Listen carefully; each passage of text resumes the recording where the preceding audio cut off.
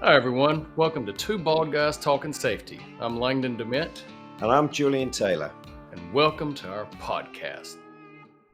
So, hello and welcome to Two Bald Guys Talking Safety. And really disappointingly for everybody out there in podcast land today, there are only two bald guys today. There are no guests, no people with hair, nobody joining us. It's just me and my good buddy over in Tennessee, Langdon. How are How you? you doing? I'm good. How are you? I'm good. Yeah, I'm good. It's Sometimes it's good to take it back just to two baldness. it is. Yeah. It makes people appreciate how much better it is when we get these other people on, doesn't it? We just take the expectations down, then lift them back up again. Yeah, I always want to say the other way around, but that's fine. That's good too. cool. Okay, we've had some interesting guests on recently, and I think we've got some more interesting guests lined up, haven't we? So keep listening, people, because we've got some good stuff coming up. I said that very politely, didn't I? You did. So, yeah. Just wait and hear. Anything going on in your world right now? No, I'm just waiting for the sun to come out again, Langdon. I'm waiting for the what seems like a very long British winter to finish, and for the sun to actually start coming out on a regular basis again. It's a late. I feel like we here had a very cold. What was it? I think early December. I guess it was early mid December. We had some very sub freezing, sub zero even, which is here very. You get into a negative, you're proper chilly. So we had some of that, and then it's been nice and warm, and then now we've had a little tease. It's beautiful, but it's in the 40s, and I just want to go play golf. Well, the really exciting thing is we're going to get to play some golf together, aren't we? That is true. Which is So going to be good. Yeah. So for any of our British listeners, Langdon's coming across, and we'll be coming to the safety show in Birmingham as well, which will be good. And then we're going to hopefully go and I'm going to show Langdon some nice English golf courses. yes, and then we'll be united together again, hopefully. So we'll be united again. But then on the podcast, we'll do something else. I don't know what, but maybe a live or videos or something. Well, I think the plan is people have quite liked some of the videos we've done, so I think we're going to go and do some more videos, aren't we? I found the more foolish, the more fun. Personally, it's good. It's good. Yeah. I never thought I would be told to go to work and just goof around, which is what a dream. It's good. Yeah. Cool. I wanted to start Langdon today because we've got a theme for today, and we wanted to talk about. I'll talk about the theme in a minute, but I wanted to start by asking you if there are any things.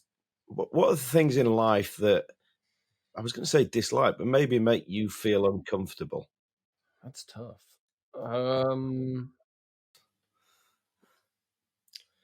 Uncomfortable. I like silence, but I don't like awkward silence. The uncomfortable if you're sitting with someone or talking, you feel like you should be speaking, but then you don't, and you're just kind of sitting there. Whether it's we've all experienced whether it's a client meeting or even with an exec or something that is in your organization, you just kind of sit there and I feel like I should say something, but I don't know what to say, what's relevant, so I think some of that, I'll go with that. How about you? Oh, sorry, I was just leaving an awkward silence. See, that's the way exactly. That worked So, quite well. Yeah. Few things. A few things, Jules. A few things. I mean, you talked earlier about we were talking about spiders and snakes, and I think it's absolutely rational to have a bit of a fear or discomfort about snakes because they bite you and they can be pretty nasty things. Spiders can bite you. I told you, I don't like spiders. I'm not going to say it's a phobia or anything, but I don't like spiders. And I said wolf spiders, for example. Fun fact, everyone, if you don't know here, I don't know if y'all have wolf spiders there. They kind of look like a brown recluse, but typically bigger, and they're not. I mean, they don't have the fiddle or anything, but they can be. They can get up to about that size, and the You've got to mothers remember carry the this is a baby. podcast, so you sitting there with your fingers apart really isn't Oh yeah, helping well maybe people they're listening watching. to So this. like two, maybe an inch and a half. I don't know. I'm not a look. My major was biology, but I'm not a biologist. So let's get that straight. So maybe a couple inches, but they carry their babies on their back, and if you try to step on the mother, the babies ain't gonna die. So then the floor just moves. So I don't like that.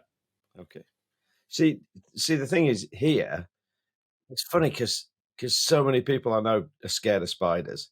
I mean, particularly in this family. So I'll hear screaming from upstairs, and it's come and get the spider. Um, and but actually, there's no spiders in the UK unless they've come in a banana crate from abroad or somewhere. There's no spiders in the UK that are going to hurt you. You They can could just come across. they could come across, but yeah. See, Um, so I'm not too worried about spiders. Saying that there are very few snakes in the UK that are going to do you any damage either. But I do have a bit of a phobia about snakes. The reason for bringing it up was I don't know whether it's a phobia or whether it's a discomfort or something I just don't like. I don't like filling forms out, Langdon. I don't know about you, but I don't like filling forms out. And kind of preparing for this today, I thought I'm just going to Google this and just see whether I'm a completely irrational lunatic or whether actually this is he a was. thing. Yeah.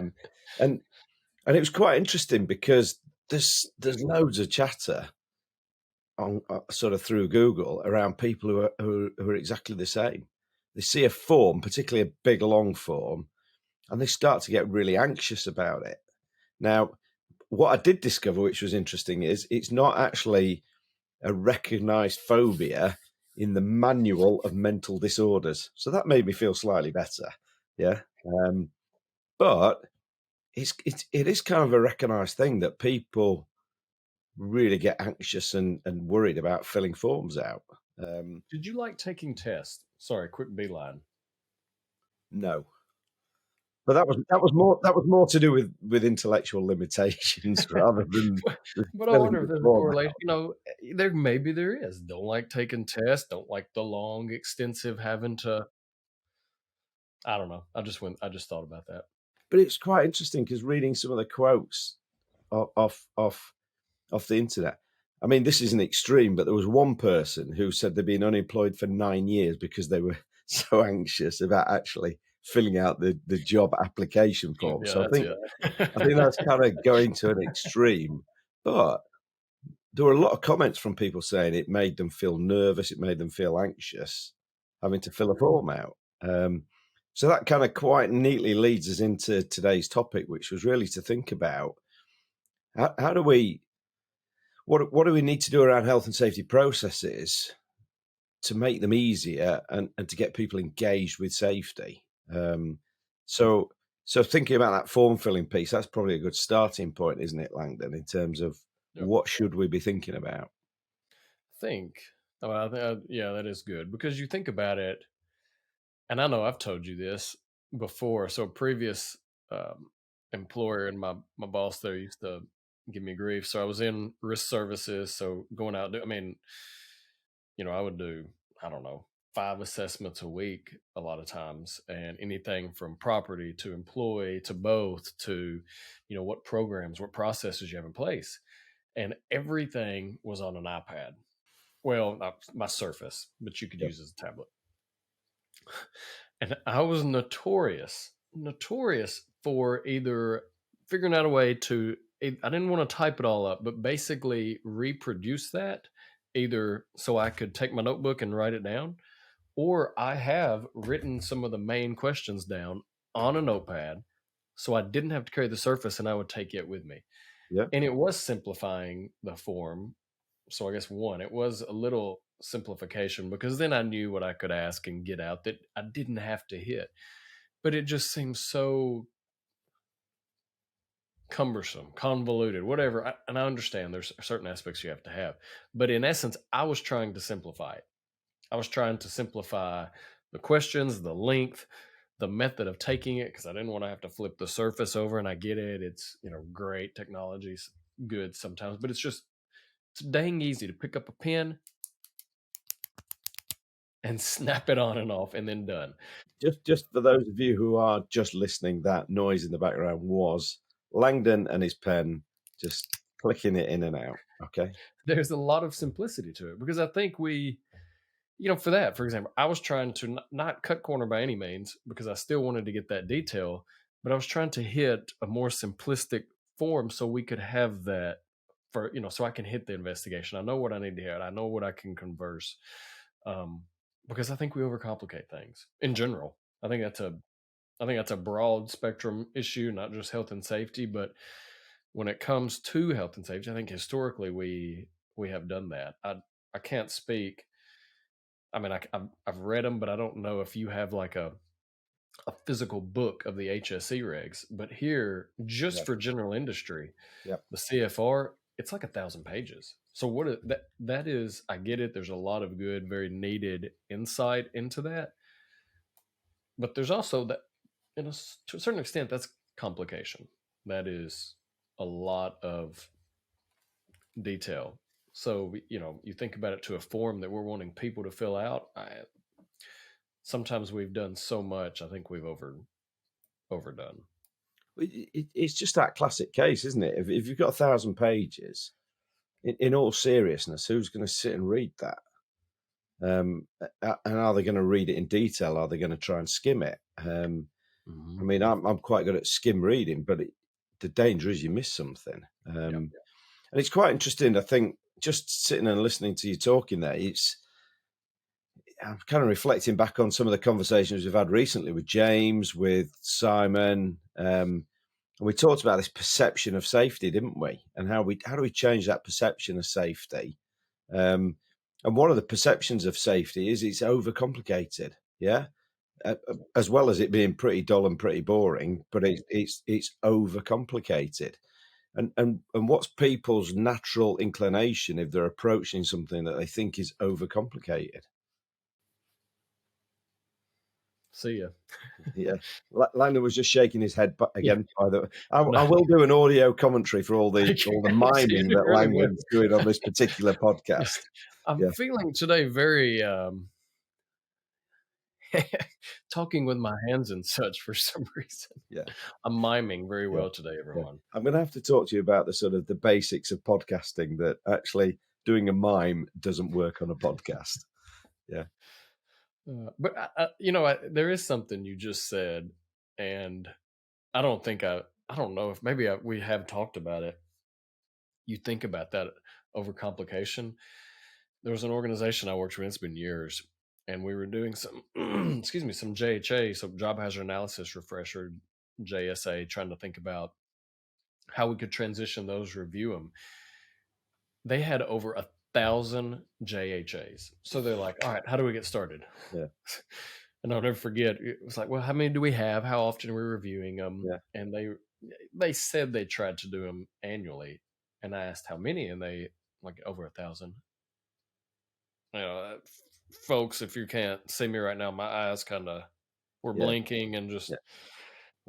Langdon's momentous eyebrows have yeah. just gone further up his Somehow made a forehead. big presence lately. I don't know, but that's what has an organization, I think, in trying to do good and trying to hit the mark, make um, I'll say make valuable efforts, and I do think they are. But then you overcomplicate that right there, over 1,000. How do you review those? And the Yeah, understandings, if it wasn't the type of industry that was heavy job rotation or heavy line rotation, anything like that, how do you maintain that? I mean, and some of them were like 5 and 6, 7 pages long. That, you don't. That's an overcomplicate. it'd be really interesting, wouldn't it, to know how many of those JSAs ever actually got read?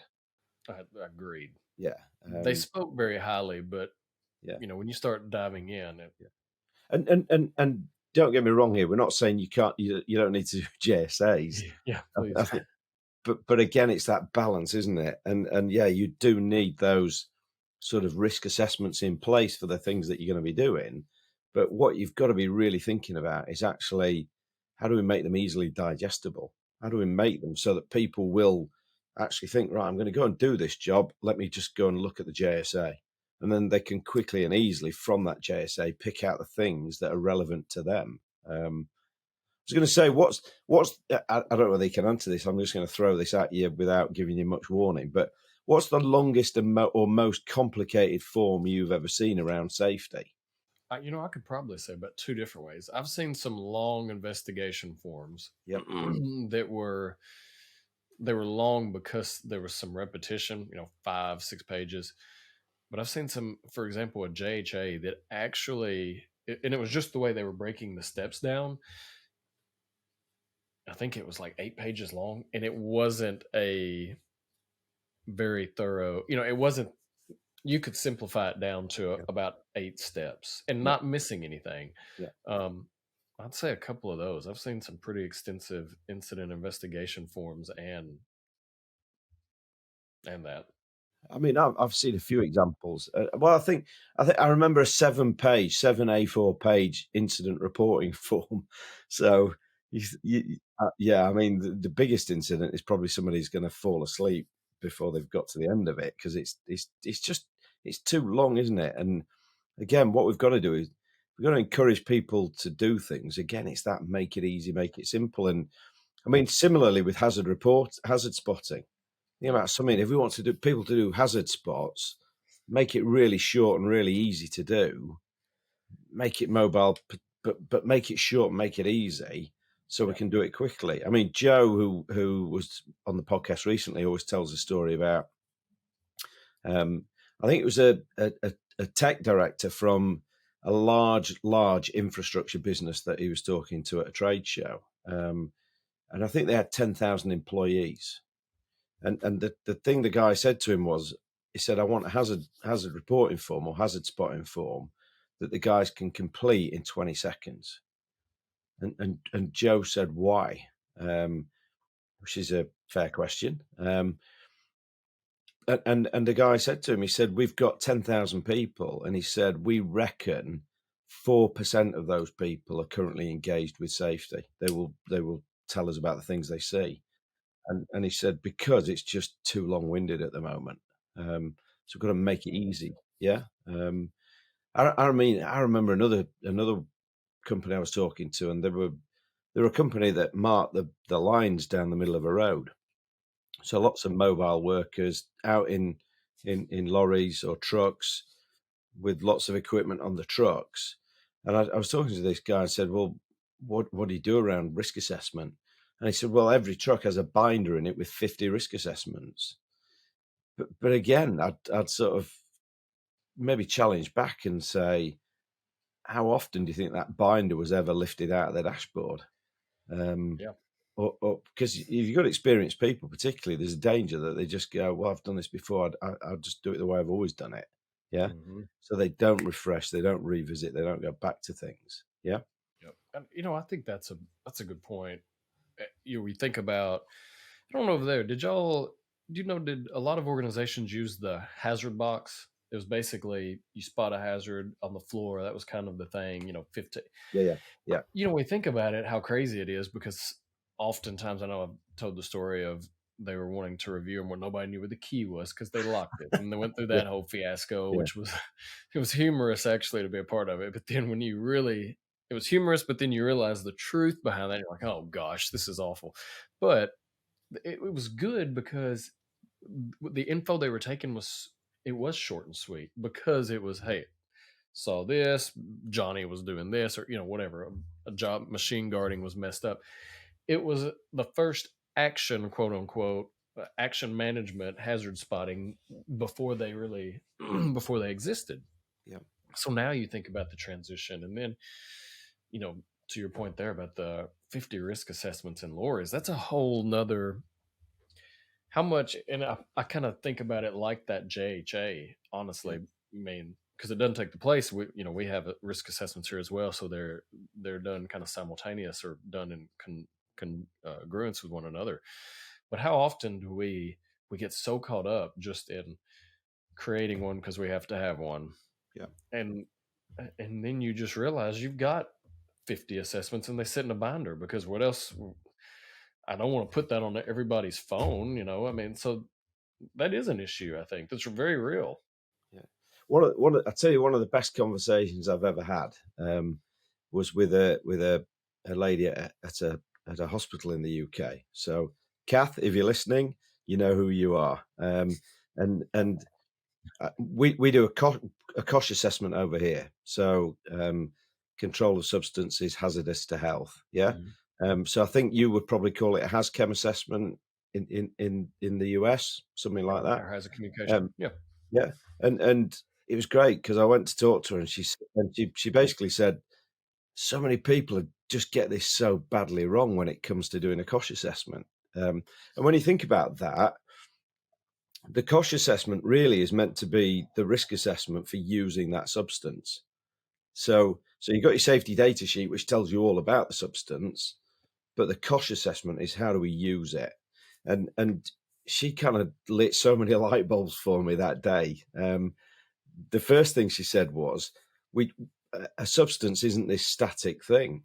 A substance has a life cycle in an organization."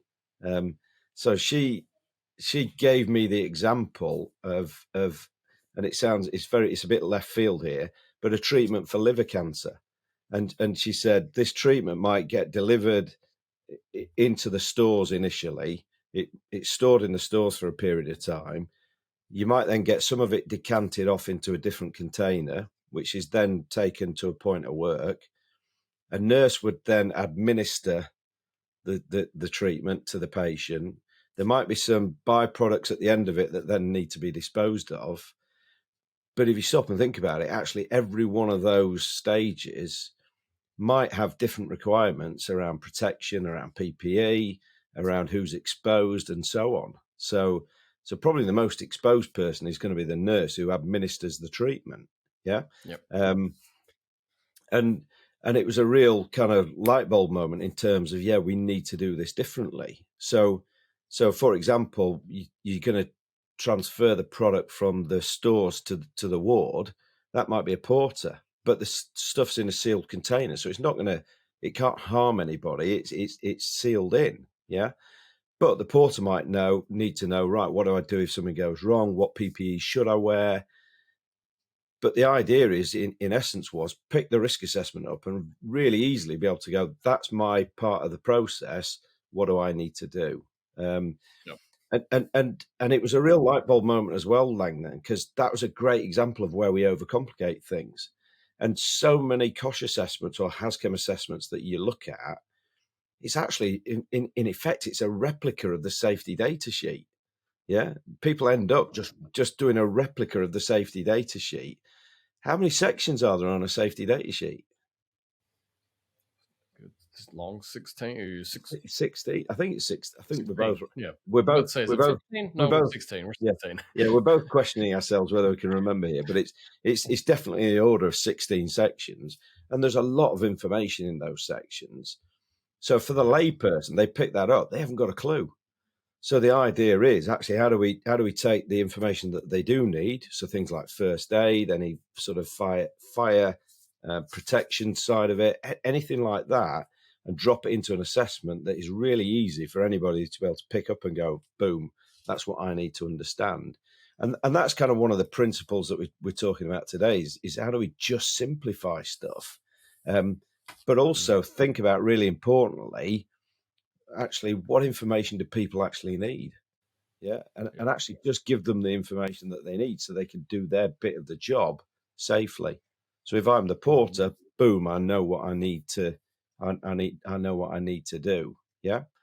Yep. um so for me, it kind of brings me into the thing I love talking about, which is KISS. Yeah, because I love to remind people that that actually it should possibly run in a slightly different order to the one that is commonly used. So rather than keep it simple, stupid, which sounds faintly patronising and slightly insulting, I think it's actually keep it stupidly simple. Mhm. And if you want to go back, I can't remember which podcast it was. We talked about the origin of KISS and where it came from. But KISS is that that sort of hazardous assessment for substances is a fantastic example of KISS. Yeah, keep it stupidly simple so that people can understand it and then go and do their job. Yeah. Mhm. Well, I think to that point, and then you have the whole, thinking about the risk assessments, how complicated you get your HAZCOM, or the Hazard Communication Center, and then you got to do your HAZChem assessments, your chemical analysis, whatever. I get not negating or taking away, definitely understand the rationale for that. Yeah. And in conjunction with your SDS, when done properly, so it's not a replication of the SDS, Yeah. it's great. And then there's some, worked with an organization that they were basically research, and some of theirs, they might have the base chemical, but then anything off that, Yeah. some of it's creating new, so they didn't have. Yeah. Um, and then what do you see on organizations like that? They're very safe. It's a lab setting, but you have what you have, and it's not necessarily it's regulated for sure, but do people take a more in-depth thought on that? Because we don't even know what we're dealing with here. I can tell you from a couple of circumstances I've been in, not really. So then you see we have just as thorough and as detailed and cumbersome, but then you have the flip side where we really don't even know what they're working with, and it's not. Yeah. So, where is the slight disconnect? And it's overcomplicating things. Not, and some things have to be. So don't, you know, listeners don't take it that we're saying that you don't in some circumstances, but anything that we overcomplicate, especially, and that's a whole nother conversation. We're not going down the road. I don't think, maybe we are, but the younger generation, you see that they don't want that in depth. They don't want that strenuous length of time. So we're hitting an age gap. We're hitting a whatever you want to call it, perfect storm, a massive gap in the wall. I mean, how do you bridge that? How do we make it to where we're still getting what we have to, but keeping it simple? So I mean, there's a whole nother conversation to this that we could honestly take. That it's becoming more and more challenging, I think. Yeah, you got to make it appealing. You got to make it simple. It's Yeah. that I think the stat now is that the average human has got a shorter attention span than a goldfish. I don't know whether that's been scientifically proven, but I think what you could sort of align to that is we've kind of created this world, haven't we, where we've got so many things going on or coming at us at the same time that Hmm. actually our attention just gets distracted, doesn't it? So you think about, I don't know whether I've asked you before, Langdon, do you ever sit at home watching TV, but yet you've got your phone and you're scrolling through your phone at the same time? Yeah. Yes, and I know someone else that does that very frequently. I Yeah, know she's not listening, so I can say this. it's all right. I'll let her know. I'll let her know you mentioned her. You gave her a call out on the pod. Yeah. Yeah. Um, Love you, honey. is that for me or no? That was Okay. her. Oh, I Okay. could you too, but Yeah. Okay. Um, what are the signs then? Do you think in an organisation that actually we maybe the warning signs that we need to rethink about the way that we're doing things? warning signs to rethink the way we're doing things. I think there's one right off the bat. Go on, Are hit me we with it. getting the what? Hit me with it. I think what are we getting in? Yeah. Meaning, are people even following anything when it comes to a process? Are they even buying into it? Meaning, are they reporting? Yeah. That guy you said we were talking about a moment ago, 10,000 employees at the tech company, and what do you say, 4% or so? 4%. Yeah. That's a 4%. perfect example right there, of most likely a pretty convoluted, cumbersome process. So that's mine. Engagement, I guess. And that's the obvious warning sign, isn't it? Is that he's actually thinking about what's actually coming back to you. What are people reporting? Are people reporting things? Um, and that's one of the simple ways to start to address it is just to make it easier, isn't it? Simplify your processes and make it easier. Um, I think another thing to think about as well, Langdon, it's an interesting one, is it's just stopping and thinking about when do we reinforce the learning about some of the processes that we've got in place? Because quite often you see businesses, we see it all the time.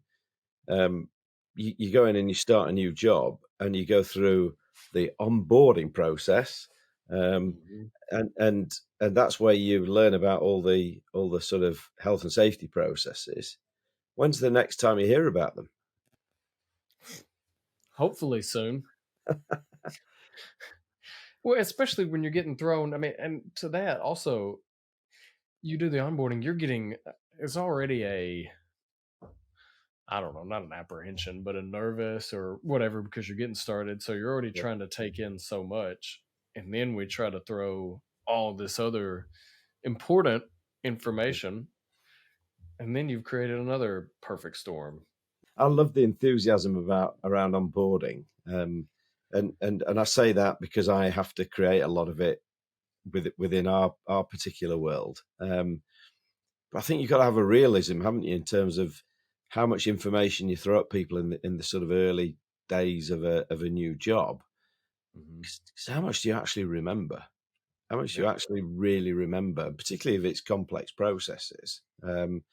So I think again, one of the sort of things that you should reflect on as a safety professional in your organisation is how often do you reinforce things, and not Hmm. just those legal things like like sort of first aid or forklift truck licenses and things that we know we've got to refresh, but actually just the run of the mill stuff. How often do you go round and reinforce around your hazard reporting or hazard spotting program, for example? Yep. And just keep it front of mind with people. And again, make them comfortable with the process that they've got to follow. Yep. And across the board from hazards, you have a near miss. Well, then you start investigating near Yeah, misses like yeah, your typical incidents, which is good. But then you start getting a lot of near misses, and then you already have a pretty in depth investigation form for incidents. But then now your near misses become as cumbersome. So now you're probably not going to do as many of those. You see where I'm going. So it's yeah, keep it simple. I mean, obviously you have to have a pretty in depth, most likely to a certain extent, incident investigation form because you want to understand what causes or what roots led to that cause. But broadening out, trying to keep it as simple as possible, no matter what it is with your process. I think that, from our perspective, from what we've seen, what I've worked in personally, it makes things a lot easier and more engaged. yeah. Or even in that incident process, you might have a whole raft of information that you need to capture. There you see, I'm using hand gestures now as well. See, So welcome. for those who are listening, I'm demonstrating a large form with my hands. Um, but again, you might have a lot of information that you need to gather, but actually, can you break it down so that for each person who needs to do their bit, they only see their bit. So Mhm. so actually, they're not confronted with lots of things that they've got to trawl through to find what they need to fill out. Again, how often have you seen that in forms where, I mean, my phobia is coming out again here. I'm going through the form and right, which bits can I avoid filling out? That's my Yep. first mantra. Yeah. So again, let's take the bits that people don't need to fill out of the way when they're doing their bit. So actually, they're not intimidated by the process or the form. Yeah. Um, Mhm. and again, it's that whole simplicity approach. And I suppose when we're thinking about process, how can we sort of, as we sort of come towards the end here, how do we identify where we can simplify? How do we identify what we could do to make it easier? You know, to me, anytime we review, which hopefully we're doing that anyways, but the more that we can review, the more that we can understand our processes, understand why we're doing it, what's the time, the effort of why we're doing it. Are there areas where we could cut to still get the same, derive the same outcome? Yeah. To me, that's when you start thinking where can we, because it's not cutting corners, it's simplifying. Where can we, maybe we need a thorough investigation form because we have a very thorough process, Yeah. job process. Okay, keep that. Where can we ensure that we're getting more people reporting hazards, reporting near misses? Maybe it's even crap. reporting incidents. Maybe we're not getting, whatever it is. I think that's pretty imperative. And then you start branching out. We talk about just the hazards and near misses and incidents, but any type. Maybe that's a risk assessment. Just go through. They have their areas to check throughout a warehouse, for example, and they can mark if there is something. Yeah, what did you say? Boom, you can just write it down right quick. So it's not I got to go through again, get my clicker. I have to go through and check yes or no, or there's something here, there's nothing, but it's more just a simple risk assessment that's still hitting the points. Ensure that you're still getting what you have to do, but don't make it to where it's just a long, grievous checkpoint exercise. Honestly, that's one thing I kind of would I always revert back to. Really, I think the other thing I have this kind of thought process as well is if you don't really understand it, things can look complicated because we don't understand it. And I think as safety professionals, one of the key things is I love your thought there, which is keep reviewing stuff. The danger is if it ain't broke, we don't fix it. So if we've not had a problem, we tend to just leave it to keep running. Doesn't mean we can't make it better, does it? So I think again for the safety professionals, it's bring the people in and get the people involved who actually do the job and work with them to understand why do we do things the way we do them, and let's see if there's easier ways to do it. So I think we're kind of coming to the end of our time there. And I suppose there's a theme that's got all the way through this, which is just don't overcomplicate it. It's that keep it stupidly simple, and you've got more chance of somebody doing it. And another quick story is my friend Joe. I don't know whether Joe's listening, but I never forget Joe telling me about he changed his incident reporting process, and incident reporting in 6 months went up by 80%. 80%. So you start to think about that in terms of how did you make good strategic decisions before? Well, you can't, can you? yep. And just all of a sudden, you've got a whole load more data that you can actually use really effectively just to manage safety more effectively and to be proactive in terms of preventing stuff from happening. Yeah. So I agree. good chat as always, Langdon. Yeah, keep listening. We've got, as I said earlier, we've got some interesting guests lined up for the next couple of pods. Langdon, I'll let you end the pod in your inimitable fashion. Ooh, that's not easy for me to say. That's not easy for anybody to say. Hey everyone, really appreciate you tuning into this episode of Two Bald Guys Talking Safety. Please follow and subscribe to wherever you stream your favorite podcast, or visit us at evotix.com. And if you want to see how follically challenged we really are, come and check us out on YouTube. If you've got value from the podcast, please go to Apple Podcasts, and in the review section of this podcast, if you could leave us a review or a rating, that would be great. And as always, everyone, while you're going about your days and about your normal lives, stay safe out there and watch each other's back.